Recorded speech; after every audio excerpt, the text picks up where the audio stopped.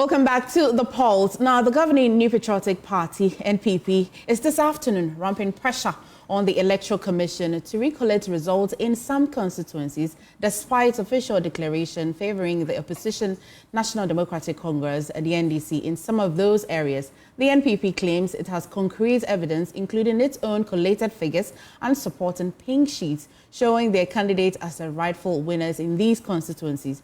At a press conference held earlier today, the NPP demanded immediate action to recollect the results in question. My colleague Ken Jesse was there earlier and is bringing us the details of everything that you may have missed out. Ken, how was this? But I mean, are they asking that all 12, how many constituencies particularly? 12, okay. Yeah. Okay. There could be more, though. It could be? There probably could be. Okay. Subsequently, they will subsequently address the press on these matters, so there probably could be more. Okay, and what exactly are they asking for? They're asking that all these 12 constituencies be recollated? No, that's not what they're asking. So basically, some of them, they want them recollated, and with some, they want collation to continue. So they've cited 12 constituencies, as we've talked about earlier. They say that with some of them, all the polling stations were not available before they were declared. They've also cited an instance in Tema Central where a different presiding officer from a different constituency was called in to come and declare the results, which they say should not have been so. And according to them, per their own collated results, they believe that in all of these constituencies, they are the ones that are leading and should be declared winners. And I want to run you through a few of the constituencies they've mentioned. They've mentioned Ablekuma North, Tema Central, Okaikwe North, Dome Kwabenya, Ahafuano North, Obuasi East, Ahafuano Southeast, Insawem Adwedri, Techiman South, our Wayne constituency.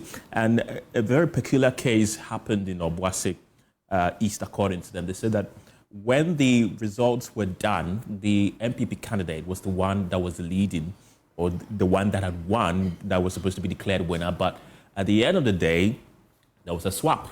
So they swapped the results of the MPP candidate with that of the NDC candidate. Okay. To declare the wrongful or the wrong candidate as the winner of that constituency. They've also cited. And does the EC agree that it was a wrong declaration? Well, we're yet to hear from the Electoral Commission on some of these allegations, but this press was addressed by leading figures in the party. That's Peter McMenu, and then Majority Leader in Parliament, Alexander Afenyo-Markin. And in other constituencies, they've cited that there are some pink sheets that were not ready, and that some NDC quote-unquote hooligans, I'm using their words, disrupted proceedings, and then where they had collated to, it was not the full results that could declare the NDC a candidate winner, but they went on and did those declarations. So these two men in the party who addressed the press earlier today say they've won in all of those constituencies. All of those constituencies, those that are in contention, those that have already been declared for the NDC. Right. I know that you put a detailed report together. Did you not? I did. All right. Let's watch Ken's report. Electoral materials, particularly pink sheets, computers, and ballot papers, as well as properties of the TEPA SHS, including louver blades, benches, and tables. They also manhandled MPP representatives and EC officials. These violent conducts by the NDC tax, who had overpowered the police, prompted the intervention of the military to save lives and property. The NDC hoodlums did not only attack the collation center, but they also proceeded to launch an attack at the residence of the MPP parliamentary candidate, Honorable Eric Nana Agyeman-Prempeh, bent his vehicle and attacked his warehouse, stole his items, and attacked his radio station. There are video footages in wide circulations that captured all these attacks. These issues have since been reported to the Ghana police, and an arrest warrant has been issued. The videos are there, and we will give you copies of it. The question many will ask is, since when has it become an offense to contest a parliamentary elections in this country? Why is the NDC bent on thwarting all our democratic gains? Ghana has made a lot of gains. Instead of consolidating it, they are thwarting it. They are throwing it away. Let's go to the sixth one, Obuasi East. That's also in Ashanti. After collating the polling stations results from all the 115 polling stations, the MPP parliamentary candidate obtained 18,558 votes, as against NDC's 18,539. Strangely, the returning officer, the police, and the MPP candidate, at the threat of their lives, succumbed to the unlawful demands of the NDC hoodlums, who had besieged the collation center and took charge of the constituency collation process to swap the election results. And we have that. Is that ready to show them? They swapped the results that I have mentioned and then announced that. Okay, they gave them APP's candidates to that of the NDC. The Obuasi is they just cancelled. They just cancelled. They cancelled the first one, which we have the data and reverse and I mean what is this? They swapped the results in favor of the NDC and then locked the candidate and asked him to sign or he dies. Or he prefers dying or going to parliament. So he should sign. Number 7, Ahafo Southwest, also in Ashanti. Results from all the 103 polling stations indicate that the MPP's candidate, Elvis Osei-Mensah Dapa, obtained 16,058 votes, as against NDC's candidate, who polled 15,372 votes. As usual, the NDC hoodlums attacked the collation center and in the process killed one of our supporters. We have all our pink sheets intact, and that shows clearly that the MPP parliamentary candidate won the parliamentary elections by 686 votes margin. 686 votes margin.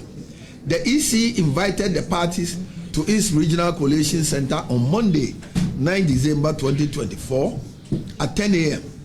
The EC collated all the results from all the 103 polling stations, filled the Form 1C as well as the Form 1D, but due to threat on his life, he opted not to declare the final results.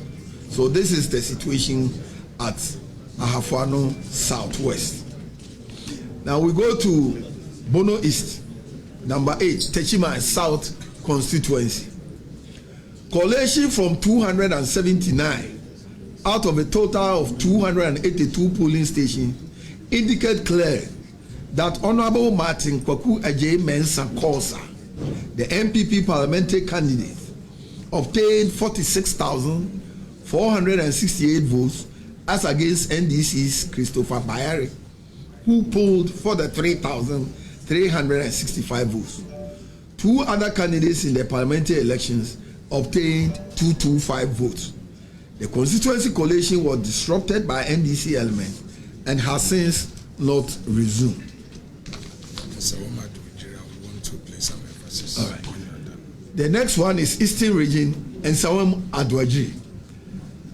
Data from all the 202 polling stations show that the incumbent MP, Honorable Anodompre, has won the parliamentary elections. The EC's collation at the Constituency Collation Center was disrupted by the NDC.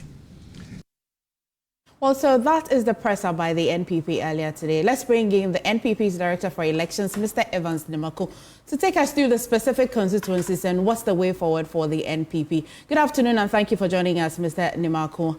And I'm sure you're definitely aware that it's 12 constituencies that you're contesting. Are you going to court? Well, thank you very much, and good afternoon for having me. I think for us as New Patriotic Party, we've made the issue clear to the public. And I'm happy that your reporter was at the NPP headquarters, covered the whole story. We've given to the good people of Ghana the story as it is across all these constituencies. But just to let you know that of the 4 constituencies in Eastern Region, 3 were done. Akwetia, Suhum, Fantiakwa North. We were left with Weija-Gbawe. But our colleagues from the NDC decided to pull the brakes.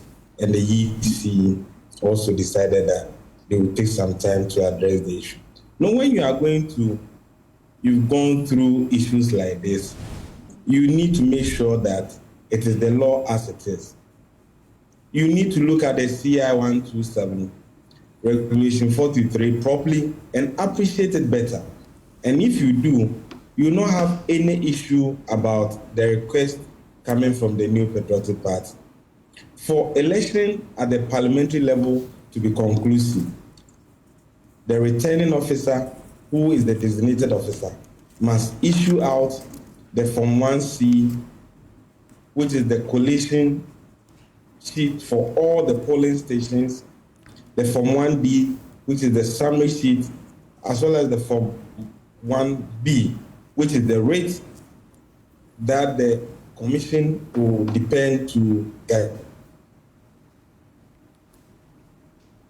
the results. You've had their stories. Your people were there in these collation centers, the police was there, and the EC. To the extent that people's lives were at stake, they needed to say, yes, so be it. But they have come to tell us that in the case of Tema Central, Ablekuma North, Okankwe Central, Dome-Kwabenya, Obuase East, Ahafano North, Ahafano Southwest, and Weija-Gbawe, all these places were inconclusive because the returning officers were one or the other, had threats of their lives.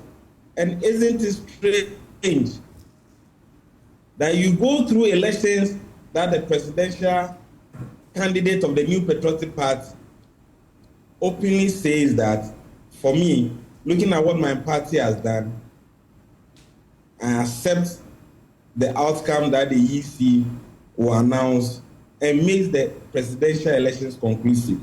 In the case of the parliamentary, until a returning officer issues the Form 1C, 1D, and 1B, it is inconclusive. But why are we in this stage? Our colleagues from the NDC know perfectly well that these are constituencies they've lost, and they will not allow us to have conclusive arrangement for this parliamentary seat. Well, Mr. Very unfortunate. Well, But Mr. we Tanko, how do we reconcile this regulation with the EC's own regulation that once there's a declaration, you cannot call for a re-collation? Then you'd have to now seek a redress in court. How do we then reconcile this two? You need to get it right. You need to get it right. You need to look at CI 127 Regulation 43. That says that, yes, the EC at the collation center must have the parliamentary candidate or his or her agent. They must get for you the Form 1C, which is the collation of all pink sheets from all the polling stations in the constituency. When that is done, the returning officer must issue to candidate Form 1C, D, which is the summary of it, and then a rate is issued. Let me tell you, this is a process. It's not just saying you have won.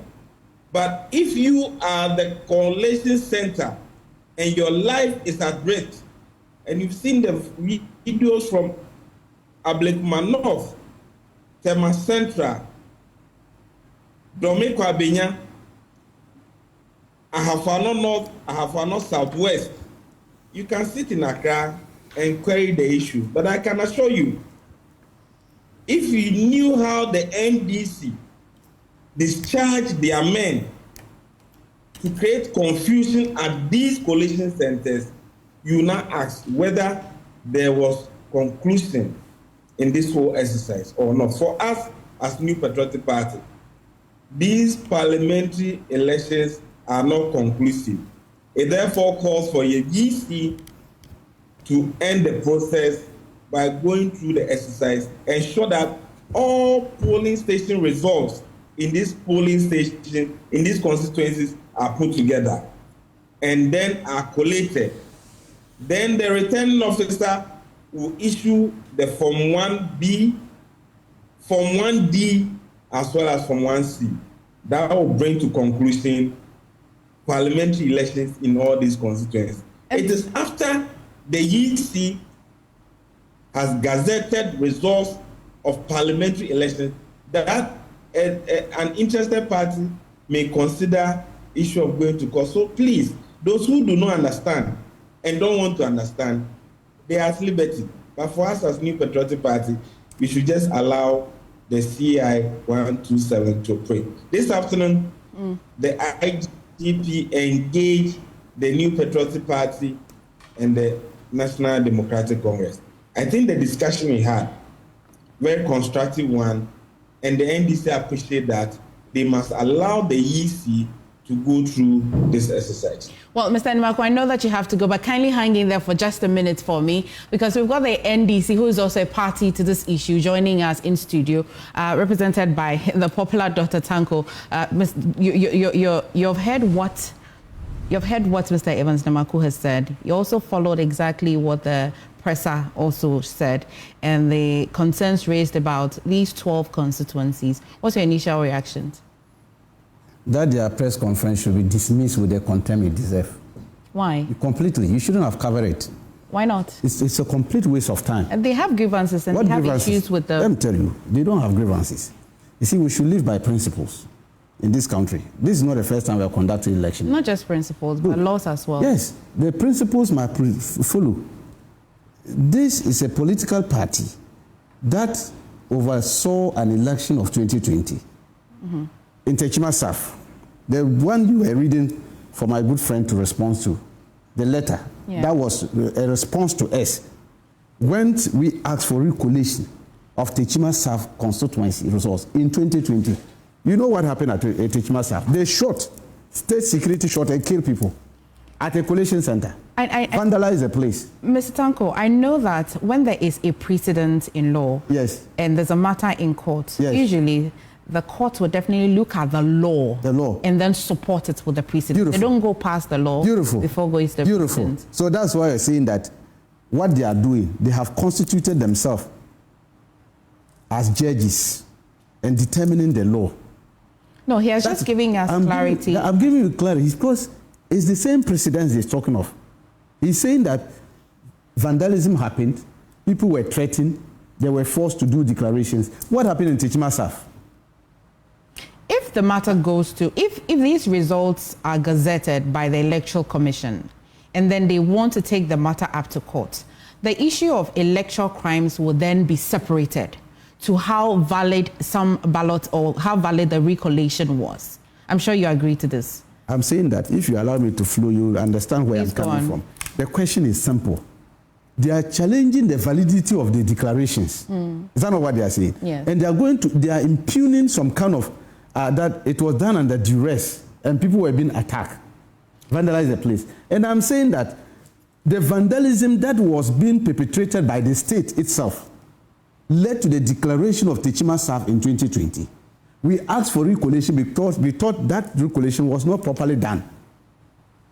Jean Mensah wrote back to us, telling us that as soon as a declaration is made, they cannot do any re-collation.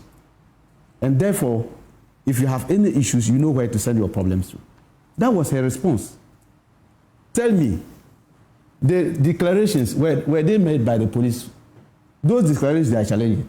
The declarations were made by officials appointed by the Electoral Commission. It doesn't lie in the mouth of MPP or Madam Jean Mensah and her commissioners to describe duress. They cannot define it. They are not lawyers. They are not judges. They are not judges to define duress or an environment that is not conducive for this. It is the power of the judge to look at the evidence that you are talking of. Gather the evidence and see whether actually the declaration was made under duress. Not the press conference or Madam Jean Mensah sitting there and saying that that declaration was not fully in due process. This is a due process. Regulation 43 of CI 127. I'm holding it here. They will read it when it suits them. When we met the IGP, I thought he was going to mention that one. Look at what the regulation says. 43.1.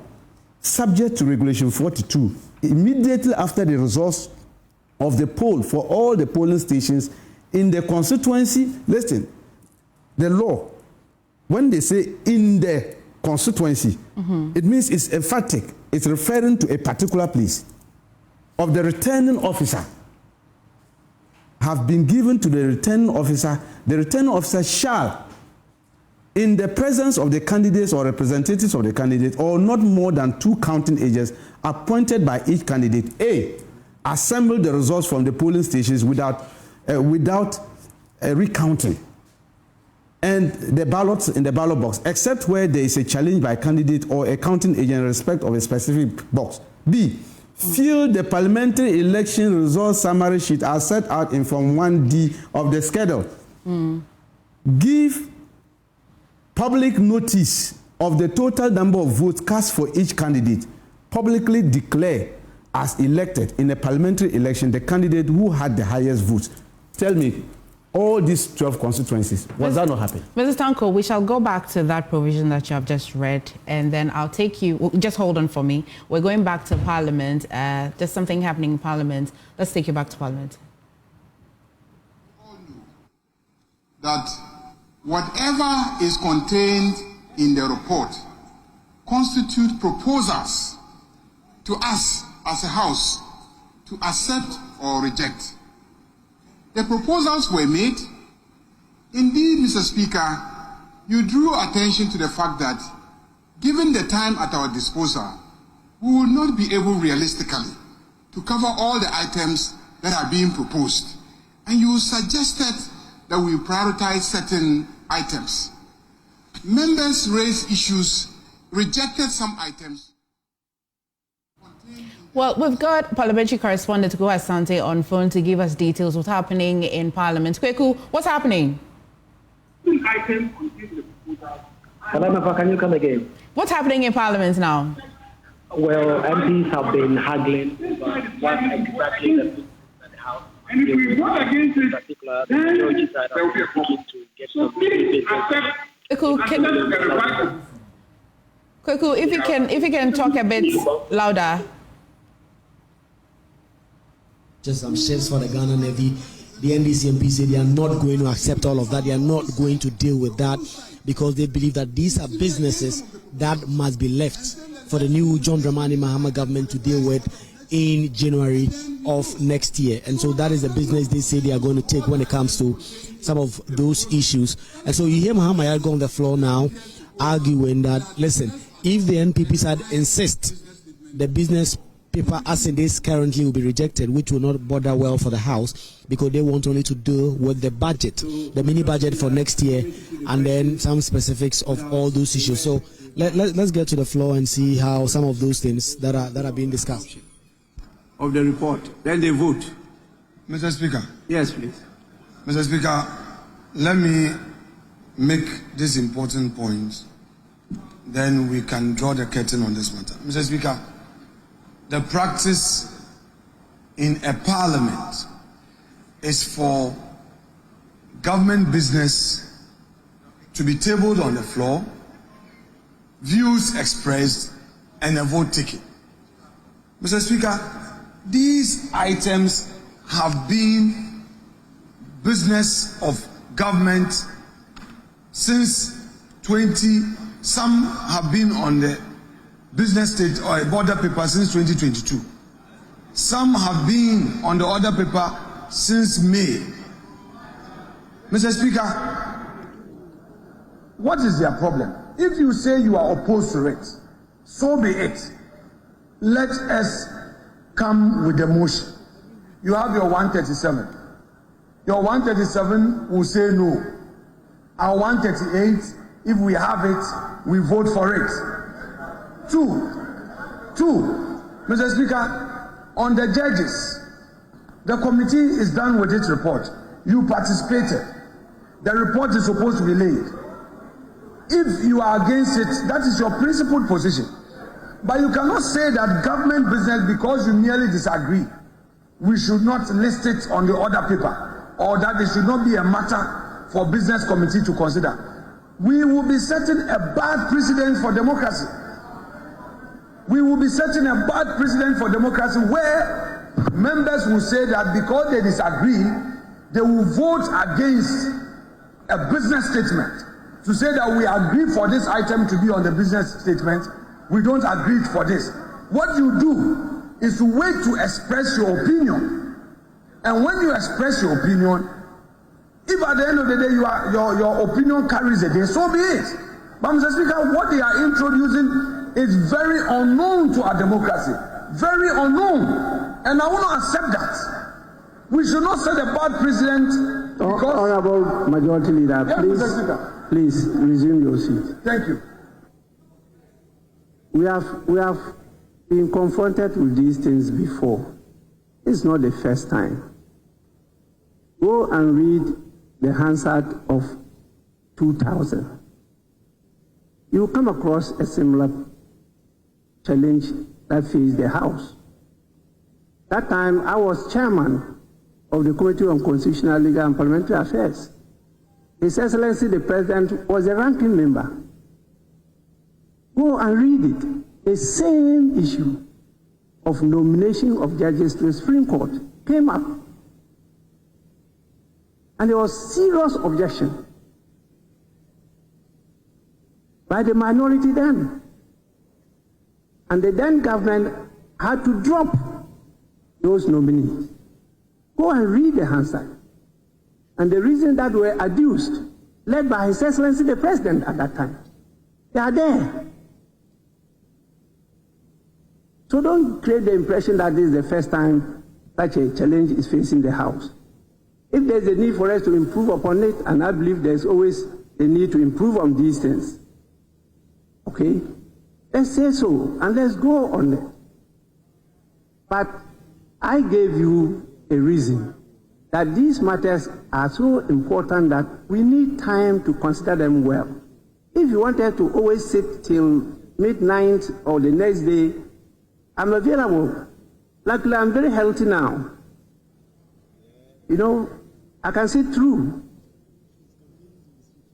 Be prepared. But let's do a good job to make sure that the decisions we take will be to the benefit of Ghana and Ghanaians.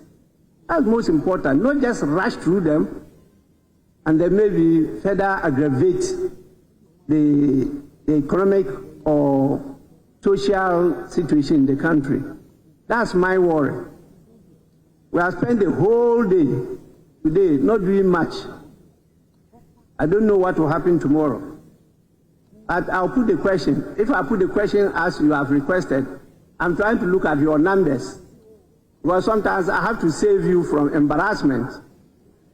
I have to look at your numbers and look at their numbers to see whether you are likely to win or lose.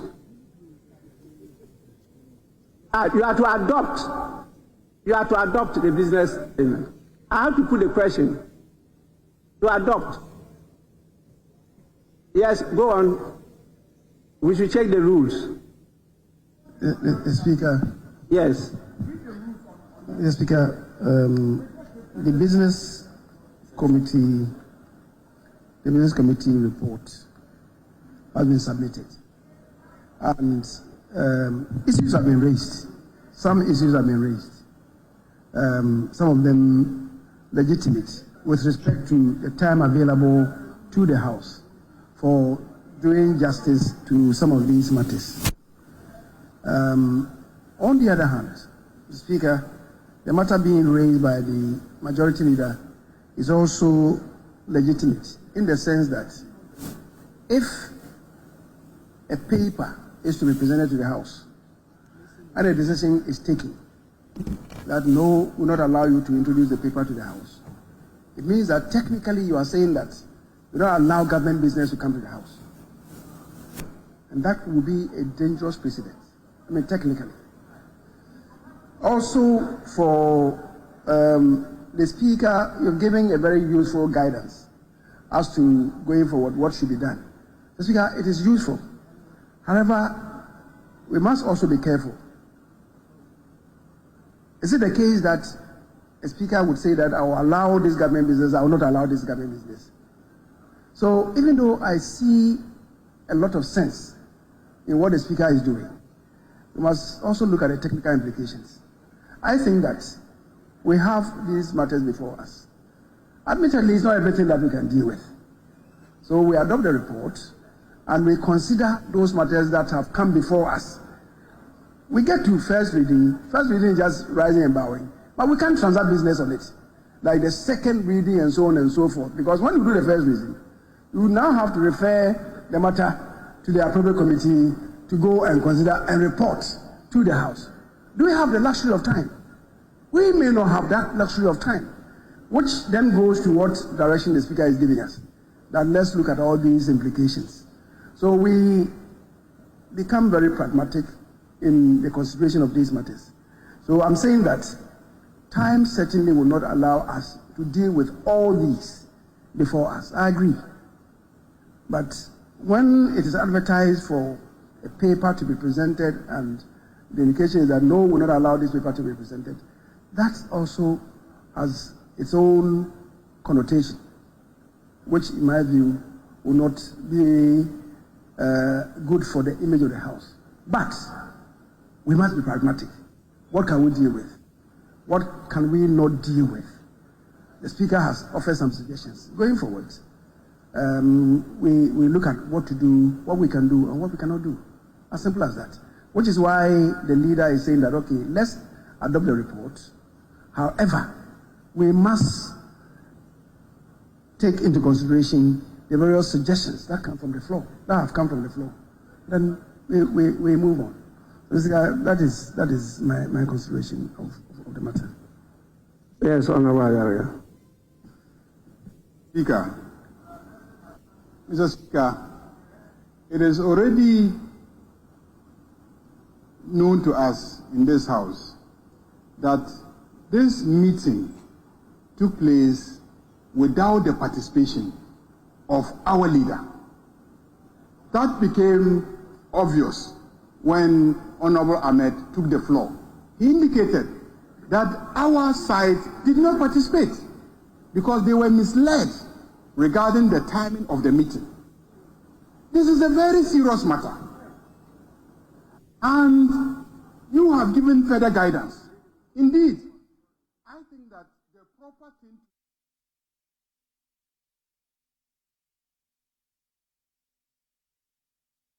Well, you've been watching the parliamentary proceedings that's still happening, with both sides not agreeing to the business of the day that was tendered in by the NPP side in Parliament today. But let's take you to the Weija-Gbawe constituency, where NDC supporters massed up at EC Greater Accra Regional Office demanding the declaration of their candidate as winner of the 2024 parliamentary election. And my colleague James Aveji is there and is joining us live. James, what's happening?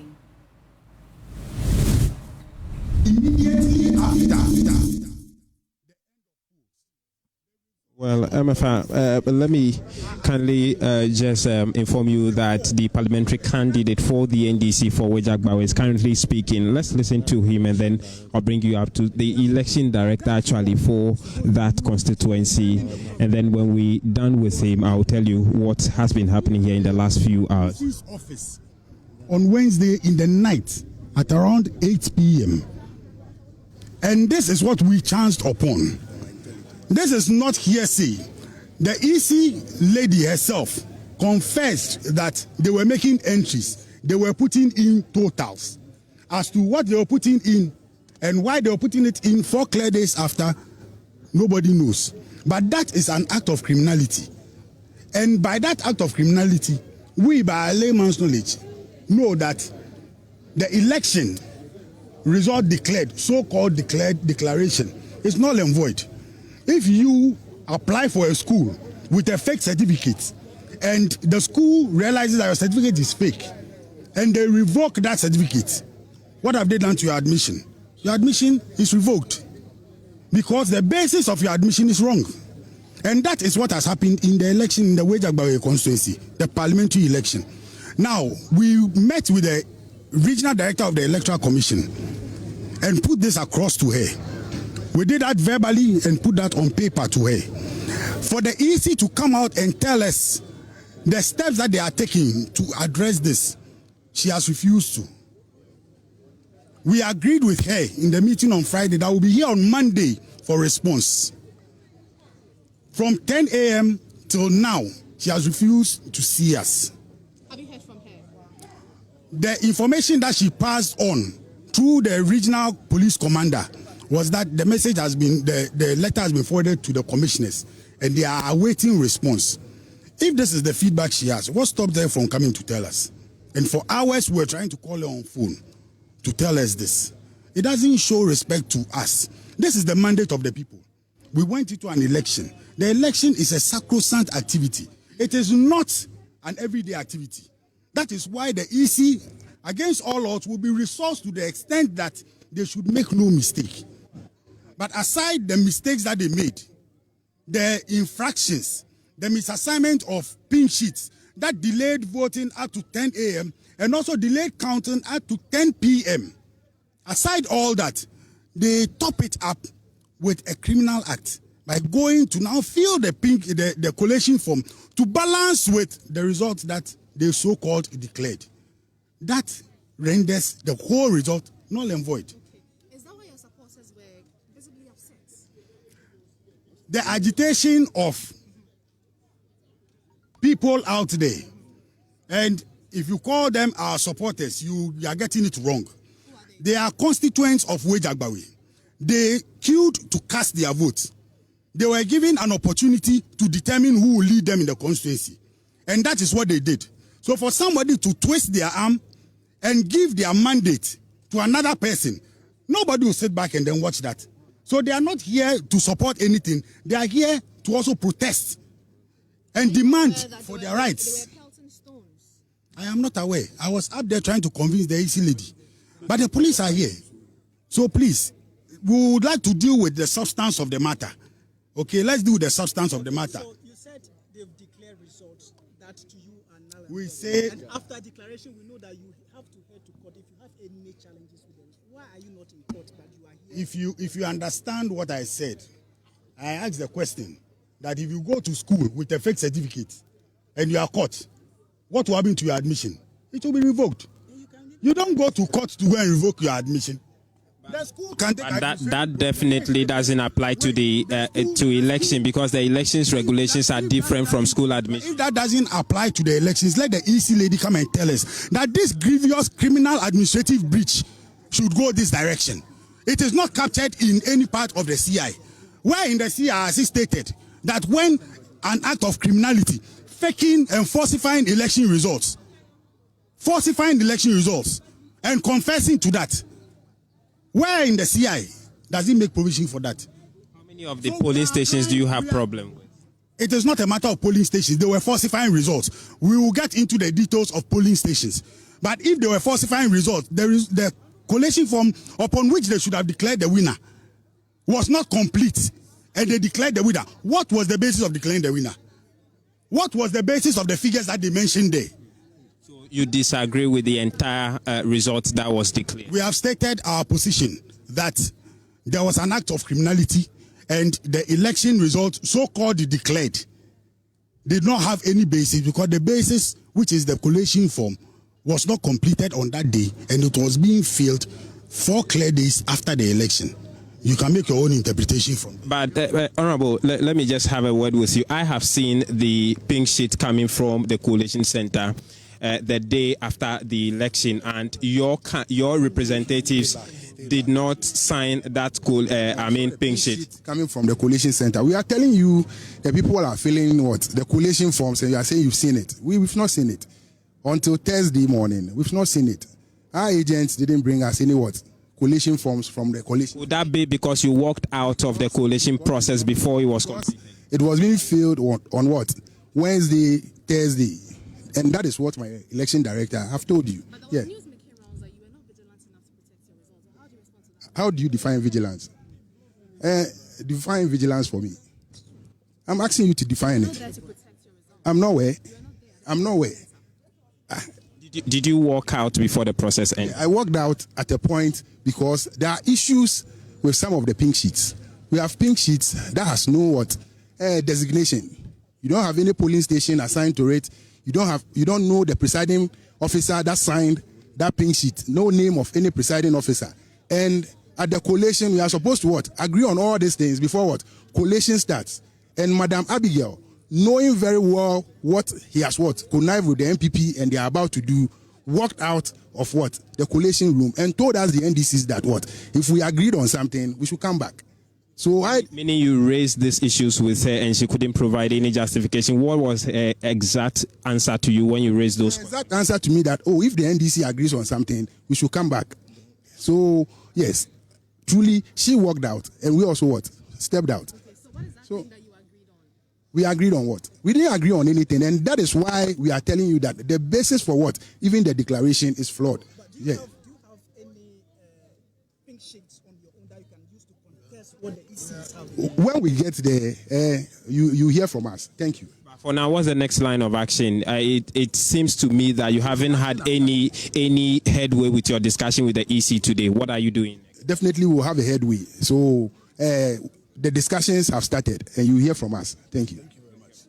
And so you heard the candidate himself for Weija-Gbawe for the NDC, as well as the Deputy Regional Director of Elections for the NDC in the Greater Accra region, Raymond Gomez, who spoke earlier before the candidate himself spoke about the actions that they have been taking today here at the EC Greater Accra Regional office here in Accra. He indicates that they made attempts to meet the Electoral Commission's director here in the office here, but has not been successful. I'll take you to the street to see what happened before that negotiation. When we came in, the police were in consultation, some level of consultation with the leadership of the party from the constituency. So this is the entrance of the Electoral Commission, where all of the chaos have been happening just some minutes ago. You see up there car tires being bent on the road. But let's start from here, where supporters have been pelting stones around. You see stones on the ground, and this is where all of the chaos have been happening. What we've been told is they were at the roadside, the main roadside of the EC headquarters, and they've been throwing all of these items towards the Electoral Commission headquarters, where the police have been maintaining some level of order and security. You see on the ground there wires from bent car tires, which the supporters who are cladded in party colors of the National Democratic Congress have been engaged in the chaos here this afternoon. More of those bent car tires you see on the grounds there, where the police have managed to sweep most of them off a greater part of the road with their water cannon to the other side of the road.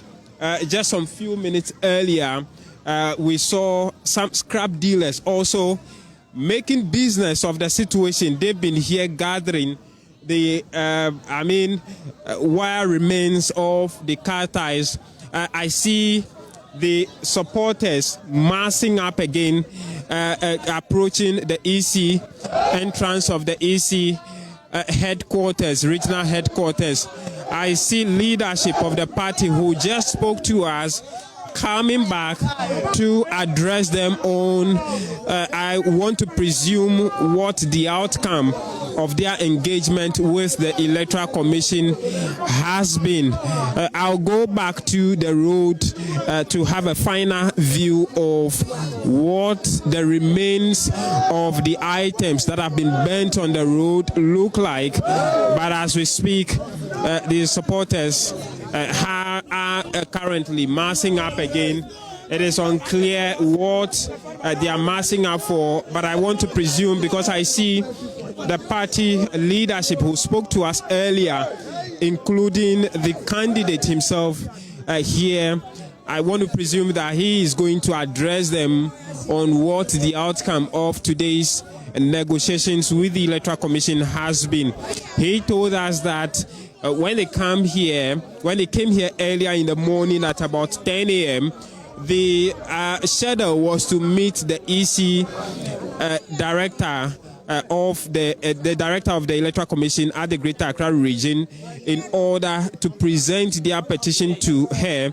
He said they disagree with the final election results that were declared on the day of the 7th of December 2024 after the election, and so she promised to meet them to receive their petition. But from let's listen to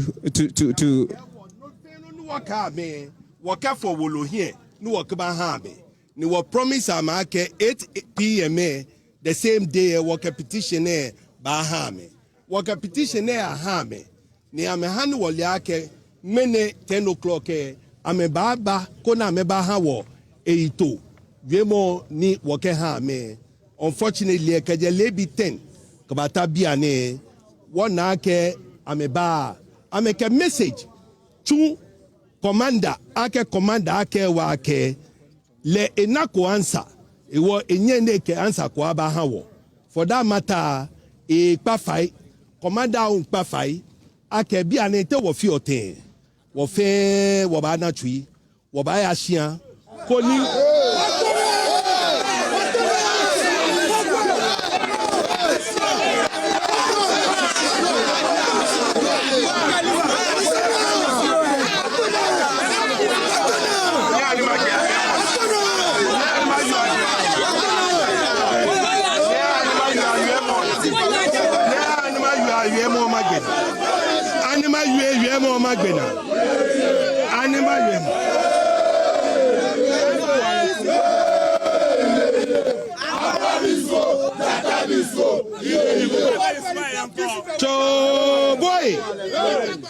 Boy, in Kenya, on Wednesday, Sholebi Manpa, Wafe Wababa, Koni Odupa Baba, Ni Wakamaba, Ni Wababiamake, documented Wake Hame, Miniji answer, Namek Bahawo. Ke ameke answer ba koni wokeba hanye ewo neke ji wiemo ni wo yue ne ewo won paje fai bo fe wo ya ni name together. We are in together and that is the only way we can go.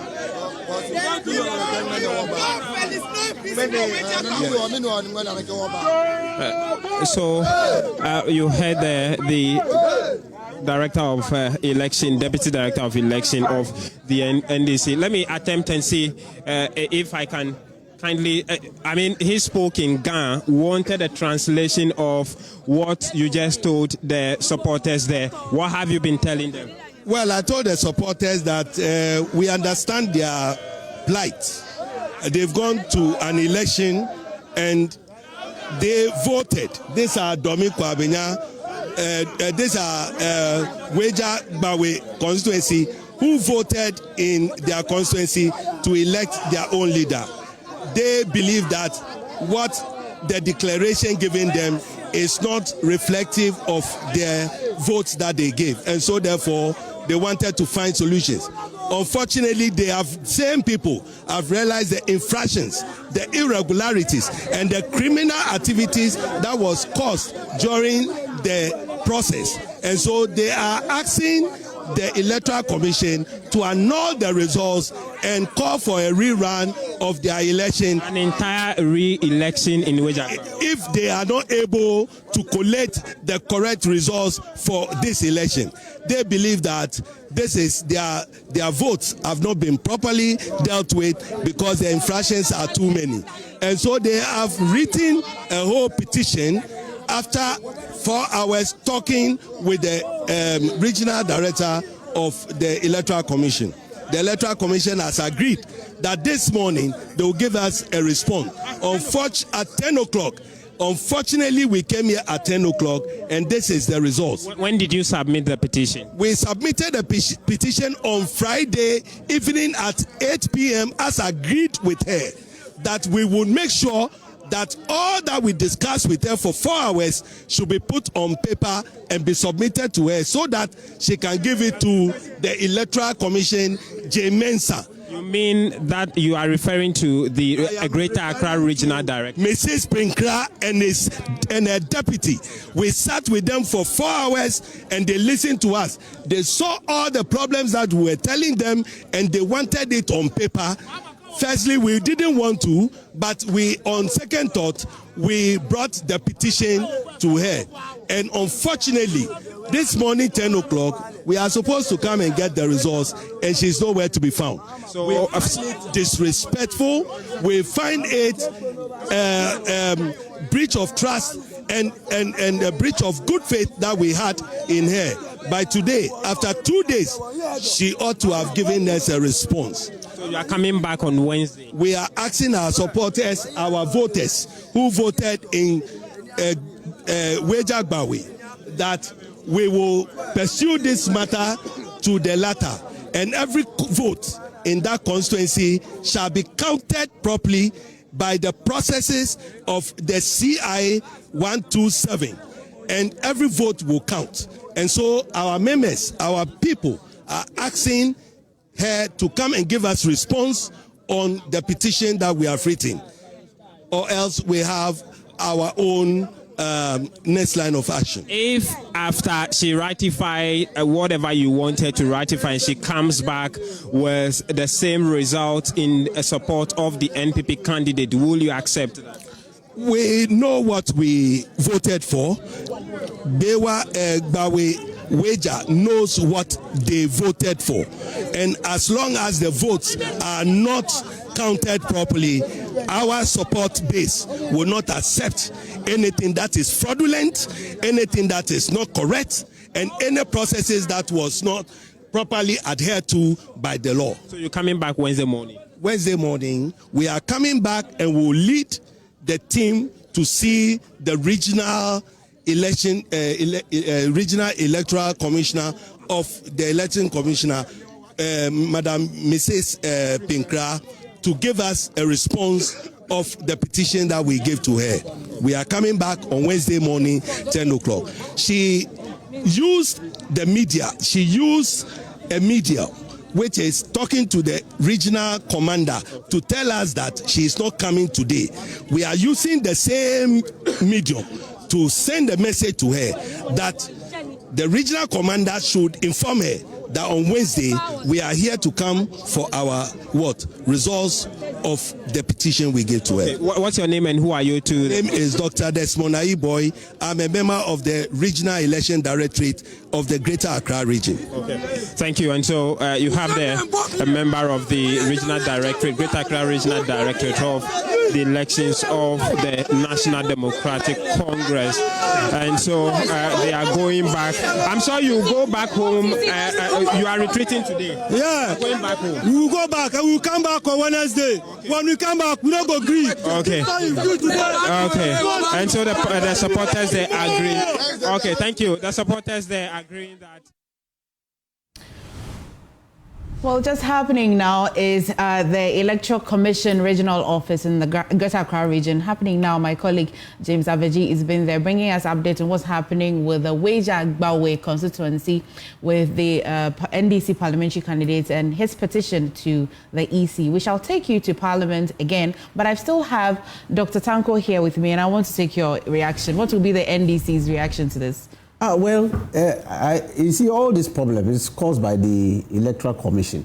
I mean, if you don't fill from C, okay, you cannot declare results. Okay. So on what basis did they declare that one? Because if they are now coming back to fill from C, of which they caught her doing it in the night, and when the questioner said she was now filling the from C, that is quite interesting, very interesting. How did she arrive at the result? Mr. Tanko, you have my attention because when Mr. Nimaku was, sharing their challenges with some of the results and the reason why they're asking for re-collation, apart from what they say is some sort of cohesion or some sort of duress, is the fact that they said Form 1C and Form 1B. D. No, it's 1C and 1D. 1C, thank you for the correction, yes, and 1C and 1D is what was not provided, which they think that makes their collation not valid. All the areas we are talking about, we have them. We have the Form 1C and 1D. If you look at Domi-Kwabin, I have it. I can really even forward it to you. The Form 1C, which was properly filled, and the Form 1D, which is the summary sheet, which they use to announce the results. Okay, if you look at all the areas, Ablekuma North, if you look at Tema Central, those forms are there. And so if your agent decides to run away and don't pick it, that one you can't blame anybody. That's why Regulation 48 is very clear. The fact that your agents are not there doesn't invalidate the results. So clearly, we train our people very well. That look, before you exit the collation center, get hold of these two forms. You are going to be given copies of Form 1C and Form 1D. The Form 1C is a collation form. The aggregated numbers of all the polling stations are put in the form. Okay, so you are given a copy, and that will tell you how the results came and how they were added up. Then the totals are teased out and put into the Form 1D, which the returning officer will use to declare the results. So we have it. All the other areas they are talking about, it's like we have all the Form 1C and then the Form 1D. So this one, the Weija one is quite interesting. If you don't fill the Form 1C, how did she arrive at the result? That's what it's so interesting. And I will not be surprised that the party members have to storm there. They're right, because if you don't fill the Form 1C, how did you arrive at the results? And we are doing it secretly in the night. Because when they push that you don't have Form 1C, she's not out to run in and then to come and be doing it secretly, then they caught her. So that's the problem. I'm certain that on Wednesday we'll get some headway from the EC. But Mr. Tanko, I was hoping to have a longer conversation with you, but my time was not planned very well today, and I promise that we'll have you back in studio, especially this impasse. Yes, very well, but we just want to put it on record that we are going to resist any move to recollate any of the constituencies which were properly declared by the returning officers. We are not going to accept it. We are following the CI, and we will make sure that we will resist any attempt by the EC to try and recollate any of them. The CI doesn't allow recollation. There's no part of this which says that you can recollate any results. There's nothing like this, and we are not going to accept it. Thank you. Thank you for talking to us. We'll go for a quick break. We'll be back shortly. Now, welcome back to the polls. Now, for the first time in Ghana's history, a woman, Professor Jenano Pokwajiman, has ascended to the role of vice president. While Ghana has seen women rise to the top leadership positions, including Speaker of Parliament, Chief Justices, and ministers, this marks the very first time a woman holds the second highest office in the land. This historic achievement has ignited celebrations among gender advocates, not only within Ghana, but beyond its borders. But what does Professor Pokwajiman bring to the table, and what are the expectations of some women groups across the country? We head to the market of Accra to hear firsthand what the Ghanaian woman really expects of the incoming vice president. Take a look. Currently, women are into women empowerment and all those stuff. So we having a female vice president. I think she should put them on. She should start organizing this seminars for females so that they can also do something to empower the females to also help the upcoming ones, the entrepreneurs, the journalists, all aspects, all sectors where you think the female are falling short. She should empower them so that we have a equilibrium. So they said obey say promise now okay so obey amano. Ya bompa ese nyakopon ya adoma na ombeto aso yema because ye hu na Akufo-Addo de all promises obeye nti ya hwe ono so se onomba power na hwe ono so de obeye man because promise all the amaya de ya renfie aso obeye we amaya 24 hours economy the 24 hours economy ni dia ya waru semi se obi a 24 economies ni because na Akufo-Addo ka se obema free education. Oba no so free education na yadwuma ya MP so owa ha ene arekote o so oba road amaya malata ya bre so ya maya ba ya vote no wanya ba selo ko so to aso nto so ono so bra no be de o ka so oba ya ma no ya maya. It came to me as like, Ghana's choice, so maybe they wanted a first female vice president. But to me, having a mother, I see that a woman's stronghold can help build a nation in a good way. So to me, I support this fact that we have a female vice president like her to support us into a greater future. Well, but how well do you know the Vice President-elect? Here is something to know about her. So born on November 22nd, 1951, and she attended Wesley Girls High School from 1964 to 1971. And you can see all of the things that she has achieved. She has a doctorate degree from York University in Toronto. By now you have read and you know that about her. You also know that she's the first female vice president of Ghana elect, and we're looking forward to that inauguration. First female vice chancellor in Ghana as well. First female vice chancellor of University of Cape Coast. Now Minister for Education from February 2013 to January 2017. Did you also know that there's a group called Jane Army of Women? I bet you didn't know, and you didn't know that there were some forces behind her winning. But let's talk to Sally Abena Deborah, and she is the organizer for Jane's Army of Women, and also joined by Amma G. Amwa. She is a spokesperson for Jane's Army of Women. A little later, we shall also talk to Shamima Muslim, who's also joining us via Zoom. But back in the studio here, I am curious. Spokesperson, Sister Amma, what exactly is the Jane's Army of Women? What's it about? So we are women across the nation of Ghana and beyond. And the agenda was to basically support Professor Nana being the incoming, potential or candidate for vice president in Ghana. It's something that has never happened before. And for our incoming president deciding among all the odds to choose a woman as vice president, it means he had a good vision and a good view of what Professor is bringing on board. So we as women, we had to rally around, gather our women from every corner of the city, of the town, in the rural area, wherever a woman is. Our motto was and is, if you lift a woman, you lift a nation. And nice. This is the time God has answered our prayer to bring a woman to be in the second most important office in Ghana.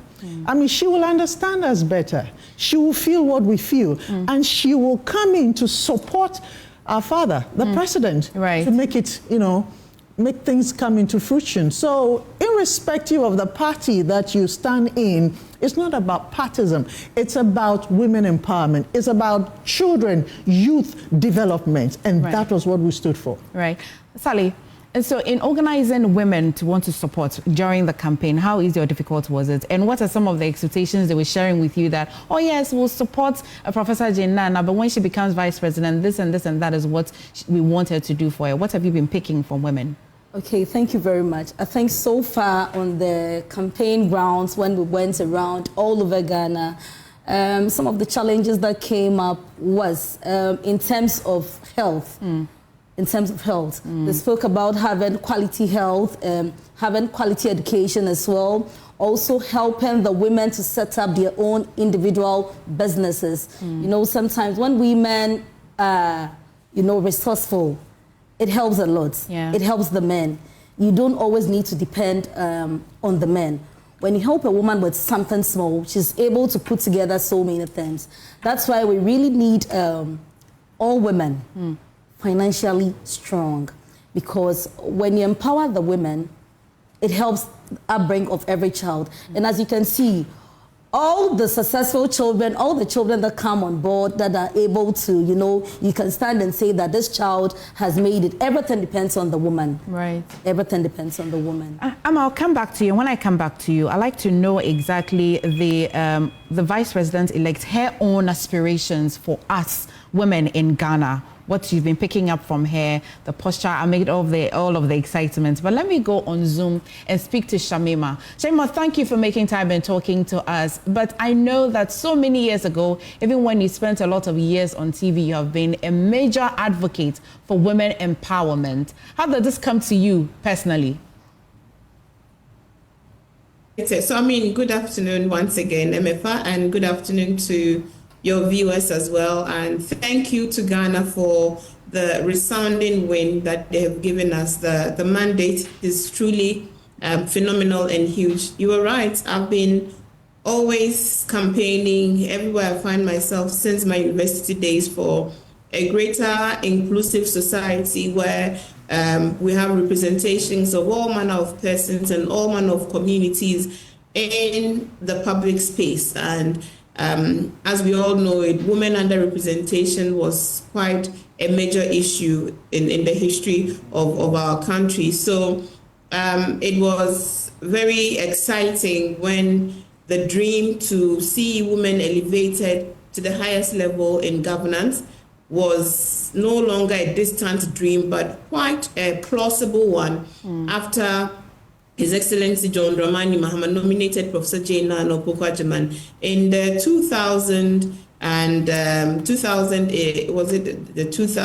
we're in 2004 now, the 2000 elections, right? Yeah. So he did that the first time, and I was one of the few voices that, from the media, at that time I was actively in the media, but I came out to publicly endorse it because these opportunities come once in a lifetime and we must make it count. And that has always been my clarion call, that all women activists, all women rights groups, all male allies who have been on this fight for the longest time, we cannot afford to sit it out when it becomes very clear that there's a 50-50 chance and it is in our hands, and all we need to do is to endorse that decision. Right. And not only verbally, the thumbprint. So I have been really vindicated, as has been so many women who supported the cause for us to put our hand where our mouth is, and as women to ensure we validate her nomination by going out in our numbers and voting for her, so Ghana would have its first female vice president, another major glass ceiling, and I'm excited and glad that I was part of this history. Perfect. Now, again, we know how the Constitution really puts the vice president. It seems to be as though unless the president has assigned you, you're unable to do much. With our expectations, what kind of vice presidents are we looking to have? Well, I don't speak for the vice president now, but if what His Excellency John Dramani Mahama has said during her outdooring, when he introduced her to the Ghanaian public, he did state quite clearly that he had very clear ideas where and what sectors he would want Her Excellency Professor Jane Nana Opoku-Agyeman to focus on. Mostly it has to do with the social sector.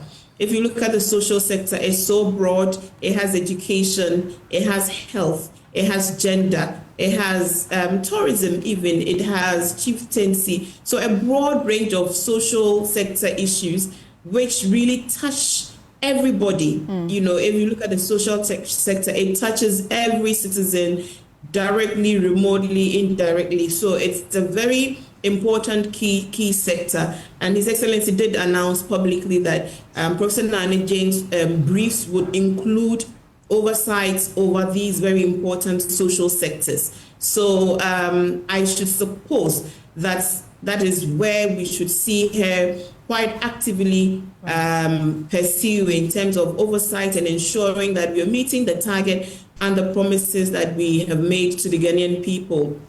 Thank you. And I say so also because she herself has had cause to speak about the kind of leader she would want to be when she spoke at the acceptance speech after His Excellency John Dramani Mahama was declared the president-elect just a couple of days ago, I think today's week, that is. Yes. So, and she did say that the most important thing is not to be the first through the door, but how you keep the door open for others. Yes. And it was quite a poignant statement if you listen deeply beyond the words.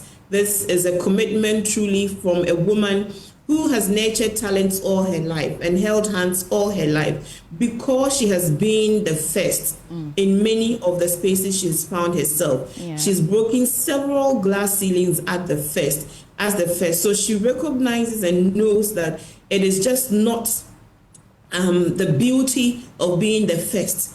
as her own experience has shown her, but how many more dreams that she helped to bring to fruition from being the first through that door. So if you go to the University of Cape Coast, for example, there are a lot of academicians, academics, who would tell you that they were directly mentored, women and men alike, that they were directly mentored by Professor Jane Nana Opoku Agyemang. Right. So she understands the significance of the decision. It is not lost out on her. And being the mother that she is, I'm sure she's going to ensure she represents the broad range of issues that affects our society, affects our women, our children, our elderly, our men even. That is the kind of mother that she has been and or she will continue to be. Thank you. Thank you so much, Shamima. Thank you so much for talking to us. That's quite spirit lifting. Thank you. But let's come back into the studio.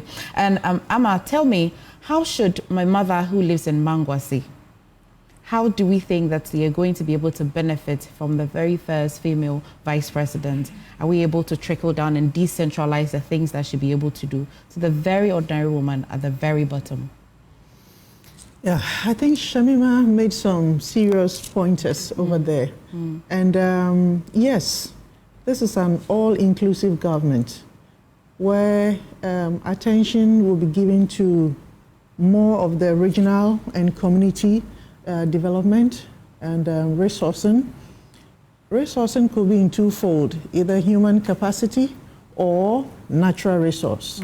So that will be a key thing that we look forward to, whereby it can also create more opportunities for our women and for our children, not just girls, but for girls and boys. Right. Let me say the youth.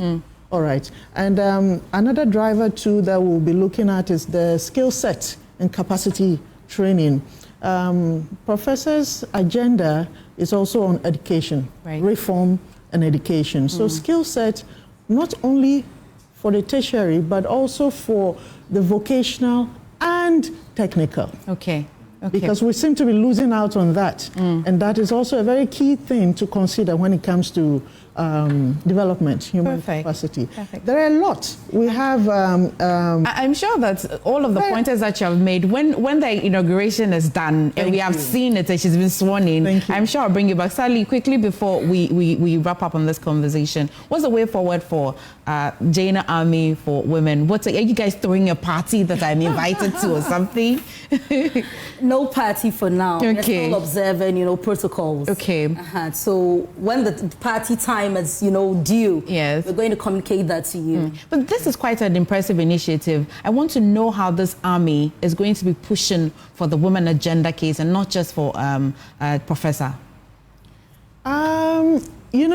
When you're on the ground, that is where you feel the heartbeat of every woman. It's a different thing to be out here on this beautiful set and you're saying something, and it's a different thing when you go down the corners, you can hear, you can feel, you can see the tears of our mothers. So we have been there, we have experienced it. So I think we are a live testimony to bring this into reality. When we were making the campaign, we promised them a lot. But this time around, we are going back to them to bring their expectation to bear. And thank God, our father, His Excellency, per the 120 days agenda to reset Ghana, out of the 26 pointers, about 6 major pointers resonate with our mother. And this will be tackled and we'll work around it. I'd see you both after the inauguration. What do you think? You agree to that? That'd be great. Thank you. Thank you for watching The Pulse today. For more news, do log on to myjoyonline.com.